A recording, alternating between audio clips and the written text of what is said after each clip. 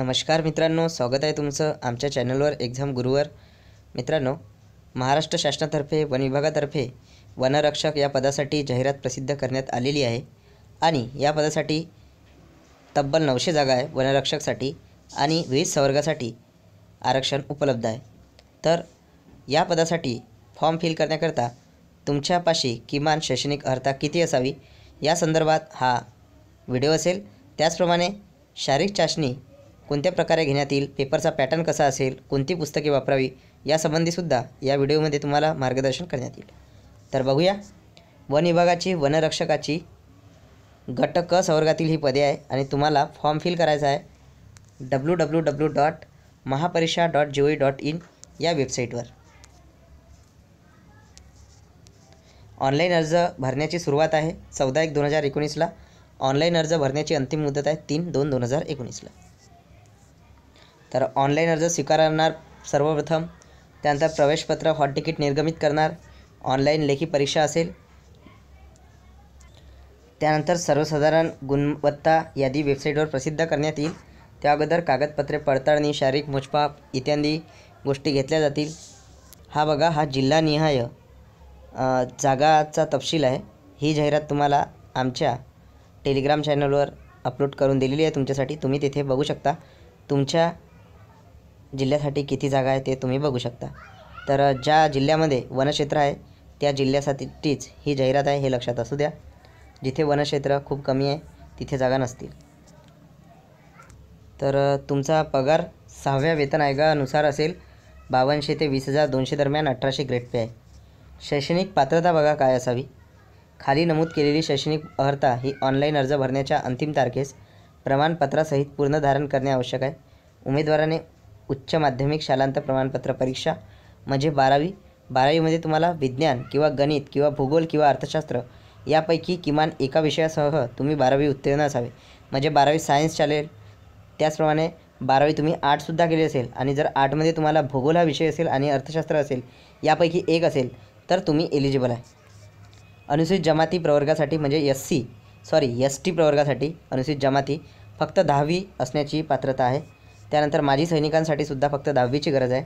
नक्षलवाद्यांच्या हल्ल्यात मरण पावलेले किंवा गंभीर जखमी झालेले वनखबरे व वनकर्मचाऱ्याचे पाल्य हा माध्यमिक शालांत प्रमाणपत्र 10वी परीक्षा उत्तीर्ण असावा. तर उमेदवार हा ऑनलाईन अर्ज भरण्याच्या अंतिम तारखेस 18 वर्षापेक्षा कमी वयाचा नसावा व 25 वर्षापेक्षा जास्त वयाचा नसावा. नंतर बघा, उच्च वयोमर्यादा खालील बाबतीत शिथिलतम आहे. म्हणजे बघा, मॅक्झिमम जी आहे ओपन कॅटेगरीसाठी लिमिट ते 25 वर्ष आहे फॉर्म भरण्याची. तर महाराष्ट्र शासनाने मान्यता दिलेल्या मागासवर्गीय उमेदवारांच्या बाबतीत 5 वर्षापर्यंत शिथिल आहे. तर सर्व ST, ST, OBC, विजय, SBC सर्वांसाठी 5 वर्षापर्यंत शिथिल करण्यात येत आहे ही अट. म्हणजे ते 30 वर्षापर्यंत फॉर्म फिल करू शकतात. आणि माजी सैनिकासाठी 3 वर्षापर्यंत ही सवलत आहे. सशस्त्र दलात झालेल्या सेवेइतका कालावधी अधिक 3 वर्षे इतकी राहील. म्हणजे तुम्ही जेवढं सशस्त्र दलामध्ये काम जेवढ्या कालावधीसाठी बजावलं आहे त्यानंतर अजून 3 वर्ष तुम्ही इथे फॉर्म फिल करू शकता. त्यानंतर शारीरिक पात्रता बघूया. तर किमान उंची सेंटीमीटरमध्ये 163 असावी, स्त्रीसाठी असावी 150 आणि पुरुषांसाठी छाती न फुगवता असावी 79 सेंटीमीटर, फुगून असावी 84 सेंटीमीटर.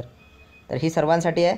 आणि बघा, स्पेशल अनुसूचित जमातीसाठी दिलेली आहे. त्यांच्यासाठी उंची असावी 152.5 आणि महिलांसाठी असावी 145.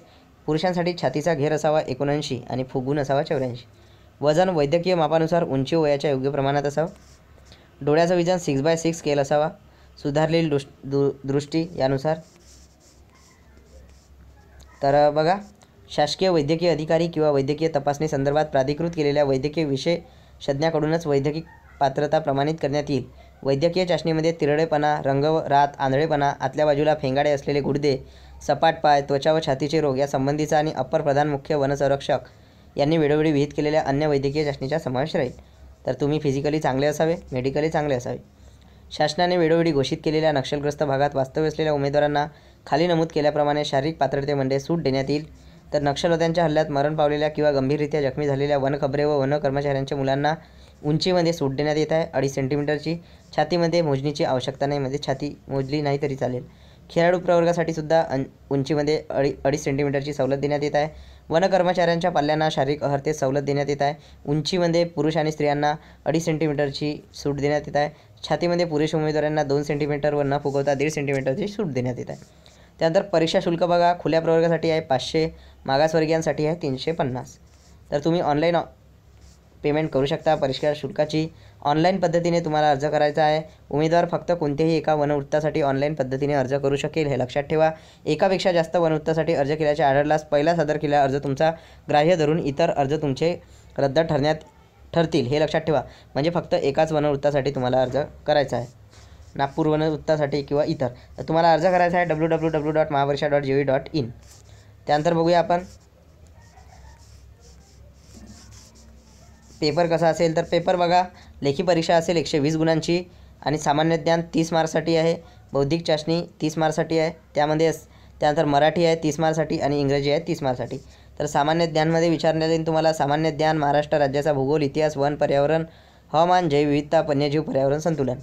तर यासाठी तुम्ही पुस्तक यूज करा. सामान्य ज्ञान, महाराष्ट्र राज्याचा भूगोल, इतिहास, वन, पर्यावरण, हवामान, जैवविविधता, वन्यजीव, पर्यावरण संतुलन या सर्वांसाठी तुम्ही एकनाथ पाटलांचा ठोकळा जो आहे, एकनाथ पाटील सरांचा ठोकळा तो वापरू शकता. बौद्धिक चाचणीसाठी तुम्ही सतीश वशे सरांची मॅथ आणि रिझनिंगची बुक्स वापरू शकता.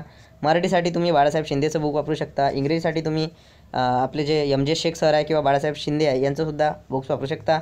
आणि एक महत्त्वाची बातमी इथे बघा, दर्जा हा 10वीवर राहील आणि लेखी परीक्षा ही नियोजित स्थळी ऑनलाईन पद्धतीने संगणकावर घेण्यात येईल, म्हणजे ऑनलाईन. लेखी परीक्षा ही 90 मिनिटाची आहे आणि इथे खूपच म्हणजे जास्त कठीण बाब म्हणजे बघा, निगेटिव्ह मार्किंग ही हाफ आहे. म्हणजे बघा, एक प्रश्न एका मार्कासाठी आहे आणि जर तुमचा तो प्रश्न चुकला तर तुमचा जे एका प्रश्नाला 1 मार्क्स मिळणार होता त्याच्या अर्धे मार्क्स कट करण्यात येईल, म्हणजे हाफ निगेटिव्ह मार्किंग आहे. त्यामुळे काठिण्य पातळी खूप जी लेवल आहे पेपरची ती बघा, लेवल ती हार्ड या इझी येईल याबद्दल आपण सांगू शकत नाही. परंतु अटेम्प्ट बघा, जर तुम्ही चुकीचे जास्त प्रश्न अटेम्प्ट करत असाल तर तुम्ही निगेटिव्हमध्ये जाल आणि पद तुम्ही खोवून बसाल. तर 25% किंवा त्यापेक्षा जास्त गुण प्राप्त करणारे उमेदवार भरतीच्या पुढील टप्प्याकरता पात्र राहील, हे लक्षात ठेवा. उमेदवारांना किमान 45 गुण मिळणार नाहीत ते उमेदवार भरतीच्या पुढील टप्प्यासाठी पात्र ठरतील, हे लक्षात ठेवा. उमेदवारांना परीक्षा दालनात मोबाईल फोन अथवा इतर कोणत्याही प्रकारची इलेक्ट्रॉनिक साधने नेण्यास मनाई आहे. लेखी परीक्षेचा निकालसुद्धा महापरीक्षा पोर्टलवर कळवण्यात येईल. लेखी परीक्षेत ज्या उमेदवारांना 25% जास्त गुण आहेत त्यांना शारीरिक तपासणीसाठी उमेदवारांची तपासणी खालीलप्रमाणे प्रादेशिक निवड समितीद्वारे करण्यात येईल. वयोमर्यादा, आरक्षण, प्रवर्ग इत्यादीबाबत उमेदवारांच्या मूळ कागदपत्राची तपासणी केल्यानंतर जे उमेदवार कागदपत्र सादर करण्यात ते भरती प्रक्रियेतून बाद ठरतील. तर त्यानंतर तुमची फिजिकल असेल, तुमचा रिटर्न पेपर झाल्यानंतर फिजिकलमध्ये बघा 17 मिनिट किंवा त्यापेक्षा कमी तुम्ही जर 5 किलोमीटरचे अंतर पूर्ण करत आहे तर तुम्हाला 80पैकी 80 मार्क्स. त्यानंतर हे वेळेनुसार जसजसा तुमचा वेळ वाढेल तसतसे तुमचे मार्क्स कमी होईल. 19 मिनिटात जर तुम्ही शर्यत पूर्ण केली 0 मार्क्स. महिला उमेदवारांसाठी सुद्धा बघा 3 किलोमीटर चालण्याची स्पर्धा राहील, चाचणी राहील. तुम्हाला 12 मिनिटांमध्ये 3 किलोमीटर पूर्ण करायचे, आउट ऑफ मार्क्स मिळेल. जसजसा तुमचा शर्यत पूर्ण करण्याचा काळ वाढेल तसतसे तुमचे मार्क्स रिड्यूस होईल. 24 मिनिटात जर तुम्ही शर्यत पूर्ण करत असाल किंवा त्यापेक्षा जास्त वेळ घेत असाल तर 0 मार्क्स असेल. 25 मिनिटांमध्ये 3 किलोमीटर धावू शकणारी महिला उमेदवार भरती प्रक्रियेतून आपोआप बाद होईल, लक्षात ठेवा. कागदपत्र तपासण्या, शारीरिक मोजमाप तपासणी व धावण्याची चाचण्या या शक्यतो एकाच दिवशी घेण्यात येईल. तथापि प्रत्यक्ष स्थानिक परिस्थितीचा आकलन करून याबाबत प्रादेशिक निवड समिती निर्णय घेईल. तर त्यानंतर तुमची सर्वसाधारण गुणवत्ता यादी mahaforest.gov.in या वेबसाईटवर प्रदर्शित करण्यात येईल, हे लक्षात असू द्या. तर महिलांसाठी आरक्षण पदाकरता उमेदवारांनी स्पष्टपणे अर्जात नमूद करणे आवश्यक राहील. महिला आरक्षणाचा लाभ घ्यायचा असल्यास त्यांनी अर्जामध्ये न चुकता महाराष्ट्राचे आदिवासी असल्याचे तसेच नॉन क्रिमिनलमध्ये मोडत नसल्याचे प्रमाणपत्र स्पष्टपणे अर्जात नमूद करणे आवश्यक आहे,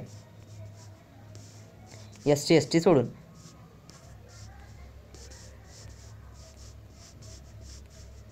तर ही होती काही महत्त्वाची अपडेट्स आणि इन्फॉर्मेशन फॉर्मविषयी. फॉर्म फिल करून घ्या. काही प्रॉब्लेम येत असेल तर प्लीज कमेंट बॉक्समध्ये प्रश्न विचारा आणि हा व्हिडिओ बघितल्याबद्दल तुमचे खूप खूप धन्यवाद. All the best for your upcoming examination and please subscribe our channel to get more detail.